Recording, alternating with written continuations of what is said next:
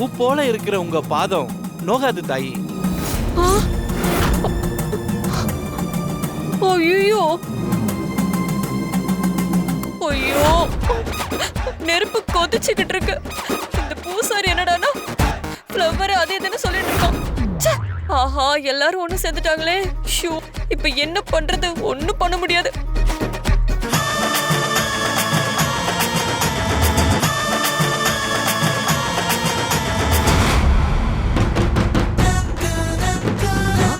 என்னத்த பாக்குறீங்க? ஓ, பூக்குழி சின்னதா இருக்கேன்னு ஃபீல் பண்றீங்களா?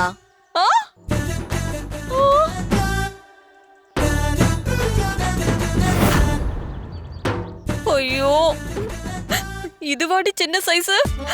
ஒண்ணு அத்தை, கோவமா பாக்காதீங்க.